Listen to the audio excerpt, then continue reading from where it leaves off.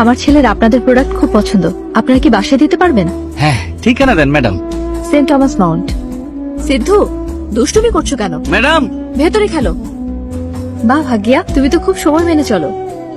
কি খবর ভাগ্যা? কেমন আছো ভাগ্যা? ম্যাডাম,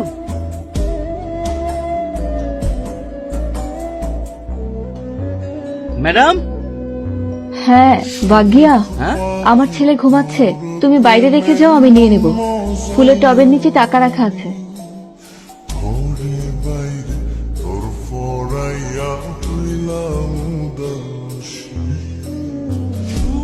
ম্যাডাম,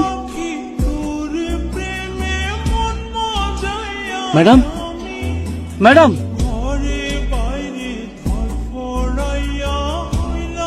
আপনার ছেলের নাম করে এসব কেন কিনতেন? আপনার ছেলে তো বাইসা নাই, ঘরে চারদিকে ক্যামেরা বসানো। আপনার এই অবস্থা কেন? এসব কেন করতেছেন? এখন সত্যি করে কর, নাইলে সবাই কয় দেবো। আমার স্বামী রোড অ্যাক্সিডেন্টে মারা গেছেন। আমার একমাত্র ছেলে সিদ্ধুই আমার বেঁচে থাকার একমাত্র কারণ আর অবলম্বন ছিল। ওর জন্যই আমার জীবন ধীরে ধীরে বদলে যাচ্ছিল, কিন্তু এই সুখ বেশি দিন টিকল না। ওর শরীর দিন দিন খারাপ হচ্ছিল। আমি ভেবেছিলাম সাধারণ জ্বর হয়তো। ওর সিটি স্ক্যান করা হলো।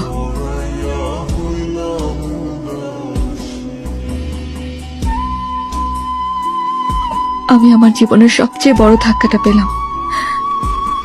ওর ক্যান্সার হয়েছে।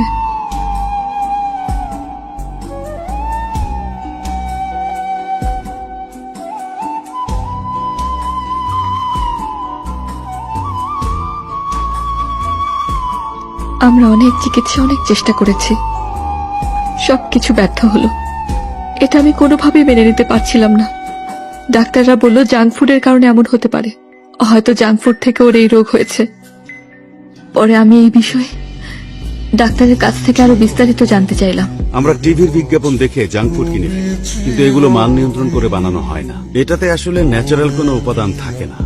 আমাদের ডেইলি লাইফে যে ফুডগুলো খাই, যেমন নুডলস, জুস, বিস্কিট, এসব খাবারে ন্যাচারাল উপাদান না দিয়ে নিম্নমানের উপাদান আর কেমিক্যাল দেওয়া হয়। বাচ্চারা এসব খাবারে আসক্ত হয়ে পড়ে আর বারবার খেতে চায়, কারণ এগুলো খেতে বেশ সুস্বাদু হয়, রং আর গন্ধও খুব সুন্দর হয়। এই খাবারগুলোর বিজ্ঞাপনও অনেক বেশি রংচং আর মিউজিক্যাল হয়। পছন্দের তারকার গলা বা অভিনয় দেখে বাচ্চারা প্রোডাক্টের প্রতি আরো আকর্ষিত হয়। এছাড়াও ফ্রি গিফট তো আছে, ট্যাটু আছে। বাচ্চারা ডোপামিন রাশের কারণে এসবের প্রতি নেশাগ্রস্ত হয়ে পড়ে। এগুলো ওদের ব্রেনে গেঁথে যায়।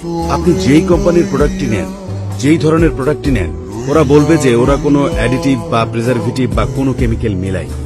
সেলার কোম্পানি অধিক মুনাফার আশায় এগুলো করবে। বাচ্চারা কি শুধু ব্রেড খায়? সাথে জ্যাম খায়, নুডলস খায়, বিস্কিট খায়, জুস খায়। এইসব প্রোডাক্টের ভেতরেই বিভিন্ন রকমের কেমিক্যাল থাকে।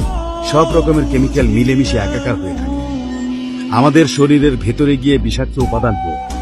পৃথিবীতে বাচ্চাদের মধ্যে ক্যান্সারের প্রবণতার দিক থেকে দ্বিতীয় অবস্থানে আছে চেন্নাই শহর। বলা হয় আমাদের জেনারেশন অভিশপ্ত, কারণ আমরা বাচ্চাদের মৃত্যু দেখছি, কিন্তু আমরা কিছুই করতে পারছি না। আমার বাচ্চার মৃত্যুর প্রতিশোধ নিতে আমি স্যাফরন কোম্পানির বিরুদ্ধে কেস করে দেই। আমাদের প্রোডাক্ট থেকে যে ক্যান্সার হয়েছে সেটার কি প্রমাণ আছে আপনার কাছে? ও তো অন্য খাবারও খেয়েছে, এমনকি ময়লা পানি থেকেও তো এই ধরনের রোগগুলো হতে পারে। আর আপনি যে সিনথেটিক শাড়ি পরে আছেন সেখান থেকেও তো হতে পারে। পর্যাপ্ত প্রমাণের অভাবে আমার কেসটা খারিজ হয়ে যায়। আদালত আমার কেসটা ক্লোজ করে দেয়। তারপরেই আমি সিদ্ধান্ত নেই প্রমাণ জোগাড়ের জন্য নিজেকে উৎসর্গ করে দেব। আমি ওই একই বিষগুলো খেয়ে প্রমাণ জোগাড় করব, যেগুলো খেয়ে আমার ছোট্ট বাচ্চাটা মারা গেছে। আমি পুরো পৃথিবীকে দেখিয়ে দেব। আমার ব্লাড সেলের পরিবর্তনের রিপোর্ট করার জন্য আমার মোটামুটি 4 মাস সময় লাগবে। অর্থাৎ এই যুদ্ধ 4 মাস চলবে, বা তার আগেই হয়তো আমার মৃত্যু হয়ে যাবে। আমি 24 ঘন্টা আমাকে মনিটর করার জন্য সার্ভেইলেন্স ক্যামেরা সেট করেছি।